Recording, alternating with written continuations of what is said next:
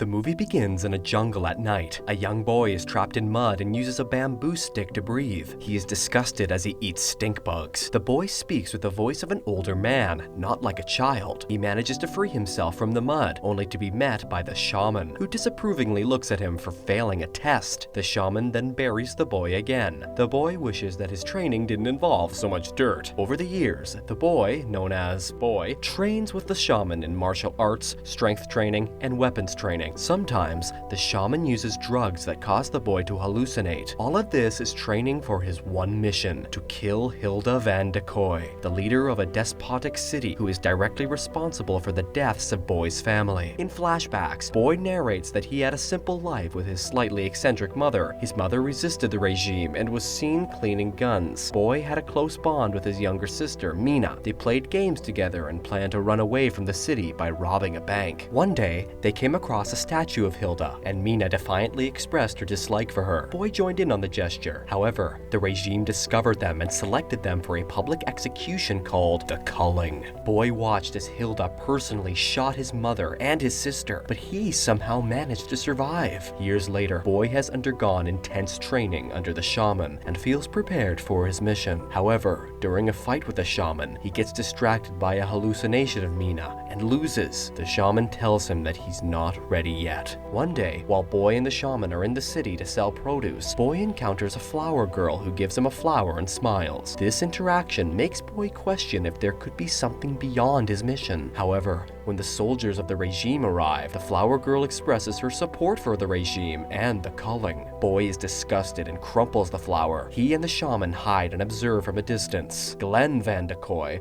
the husband of Melanie van de Kooi and brother-in-law to Gideon van de Kooi, arrives with the regime soldiers to select 12 dissidents for the public executions. Glenn struggles with a poorly written speech and gets into a confrontation with a woman in the crowd. He shoots at her, accidentally killing someone else, which angers the crowd. The soldiers, including the head enforcer, June 27, brutally attack and kill the crowd. Only 6 people are left for the culling, and Glenn orders them to be captured. Boy wants to go after them, but the shaman insists that he's not ready. Boy defies him and chases after the soldiers, eventually hiding in the trunk of Glenn's car. In a warehouse, Gideon blames Glenn for causing a massacre and not getting enough people for the culling. Glenn tries to shift the blame onto Gideon, but Melanie scolds them both and instructs Glenn to prepare for the ceremony. Gideon is told to find 6 more people to meet the quota. Boy emerges from the car trunk and explores the warehouse. He continues to see hallucinations of Mina and talks to her, forgetting that she isn't really there. This distraction leads him to expose himself to Glenn, who sends men after him. Boy uses his training to fight back, using hand-to-hand combat, knives, and the soldiers' own guns. During the fight, he encounters Basho, who offers to help kill Hilda in exchange for his freedom. Boy frees Basho, realizing that he finally has a teammate.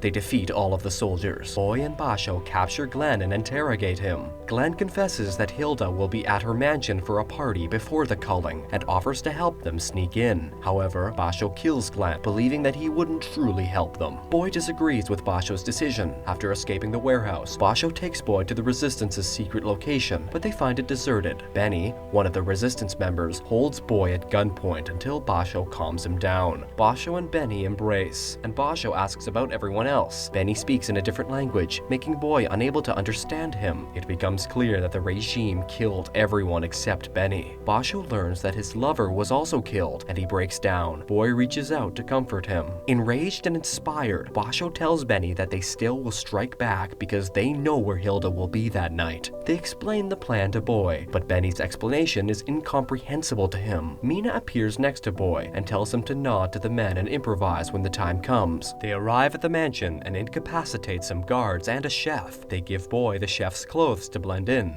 Boy enters the mansion with a cake, but becomes momentarily distracted by macaroons. Basho tries to keep him focused on the mission, but Boy doesn't understand. His sister tells him to hide while he pretends to be a chef. In the kitchen, Boy removes the chef's uniform, and the other workers notice and arm themselves with knives. Boy fights them, using a cheese grater to inflict gruesome injuries. He then grabs a butcher's cleaver and proceeds to the dining hall. There, he kills a guard by slitting his throat and making his way to Hilda, who is sitting at the head of the table. In one swift motion, Boy decapitates her. He has succeeded in avenging his family. The people at the table scream in horror as Boy grabs the head and realizes it's not Hilda's. Guards and Gideon surround him. Gideon explains that he set up an elaborate trap with actors to catch Residence members who would try to kill Hilda. Boy wants to fight but is outnumbered and outgunned. Gideon retreats, leaving June 27 to deal with Boy.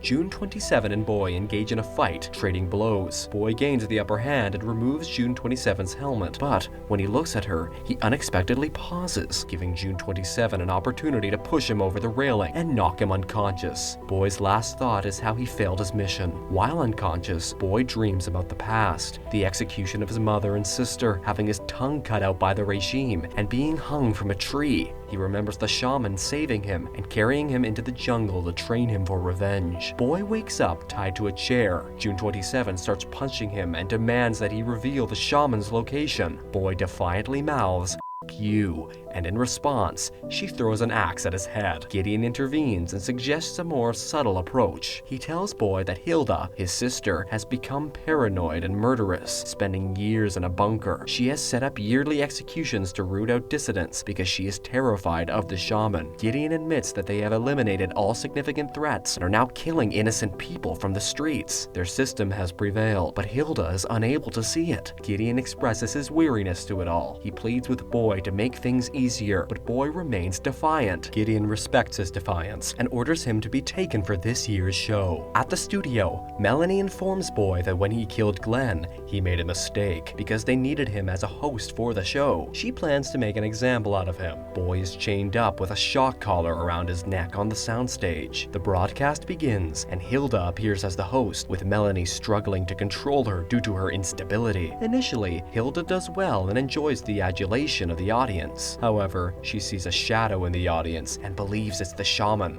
She deviates from the script, causing worry among the audience. She pulls out a gun, despite Melanie's efforts to ensure she didn't have one, and is pulled away. Melanie then presents a tableau for the 12 selected victims of the culling, featuring a winter wonderland setting with cereal mascots and demonic elves. The victims are brutally beaten, stabbed, and disemboweled. Boy realizes he must escape while witnessing the horrors. Suddenly, he remembers that Gideon slipped him a scalpel during their conversation. He starts cutting a rope to free himself.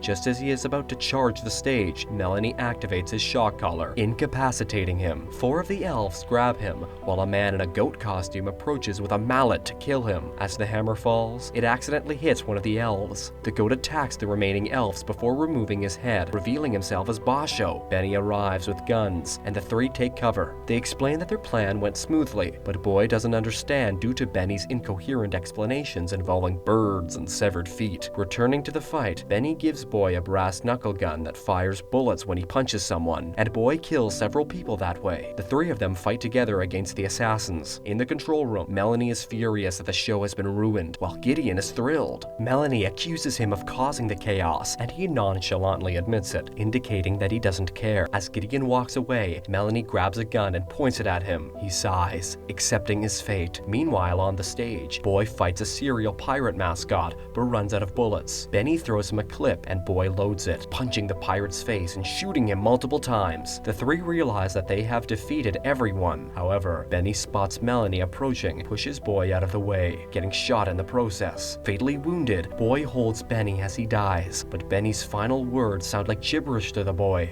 Basho is also shot. Boy charges towards Melanie, using a pineapple mascot as a shield, and manages to overpower her. Boy ties Melanie to a chair, and she believes she will be executed live on air. She asks him to make her a martyr. The camera pans away before quickly moving towards her. Melanie screams in vain as the camera crashes into her face, causing it to crack and be covered in blood. As the camera pulls back, it is revealed that she was impaled by metal spikes from a panning dolly camera. Her body slumps to the floor. Boy helps Basho up, but Basho is wounded. He assures Boy that he will get him to Hilda because they are a team and he made a promise. In a hallway, guards swarm, and Basho urges Boy to go while he slumps over. Boy remembers that he is a weapon and uses a sword to slice through every man there. When he snaps out of his trance, all the guards are dead. He looks back at Basho, who has died from his wounds. As he walks down the hallway, he finds Gideon slumped over. Gideon laughs and explains that their final confrontation won't happen because Melanie shot him. Gideon gives Boy a keycard that will grant him access to the bunker. Boy readies his sword to strike, but Gideon sighs and tells him to do what he must. The hallucination of Mina appears and tells Boy not to do it, reminding him that Gideon had helped him. Boy refuses to show mercy and tells Mina that she is dead and that he no longer needs her. He swings his sword, killing Gideon. Entering the elevator, Hilda appears on a screen and warns Boy that the moment he arrives, he will be gunned down by her men and die for nothing. Boy narrates, "No, it's not for nothing." He shows Mina's drawing of their bank plan, which shocks Hilda and makes her cut off the feed. Boy arrives on the ground floor, where men with guns point them at him, but don't shoot. June 27 is present, and her helmet indicates that Hilda wants to see him. Boy drops his sword, walking into a luxurious living room. Boy's world spins as he gazes at a large painting. He thinks about his sole purpose in life, which is to kill Hilda. The painting depicts the Koi family, including Boy, his sister, and Hilda. Boy realizes that Hilda is not his sister, but his mother. Hilda approaches Boy, sobbing and apologizing for not recognizing him. She expresses how sorry she is and acknowledges the suffering he endured under the shaman. She begs him to acknowledge her and show that he is still in there. Suddenly, everything comes back to Boy. On the day of the execution, he wasn't a victim. He was there as a witness and a participant. The shaman, his son, the woman he thought was his mother, and her daughter were lined up to be shot. The shaman pleaded for the children to be spared, but Hilda cursed them and forced Boy to shoot them. In a panic, he fired wildly and then fled into the jungle, overwhelmed with guilt. In the forest, the shaman initially tries to choke Boy, but then decides to use torture and drugs to make Boy forget Hilda and believes that his mother and sister are dead. Boy is horrified to learn that he unknowingly killed his aunt and uncles and that June 27 is actually Mina, the sister he believed to be dead. Hilda wants a sign that Boy is still her son, but he is too shocked to respond, seeing him as a threat. She orders June 27/Mina to kill him, but June 27 hesitates. Instead, she turns on Hilda and kills her, and then they both fight their way out of the compound. In a showdown with the shaman, Boy and June 27 fight against him. Despite the shaman's initial advantage, Boy finds the strength to turn against him. He manages to kill the shaman and then escapes with June 27. As they flee, Boy narrates that they will find a way out of the city and live in peace. The final scene is a flashback of Boy and Mina in the arcade. As they play a fighting game, Mina asks if Boy is with her, and Boy replies with his only audible line. Don't forget to like this video and subscribe to our channel. Thank you for watching.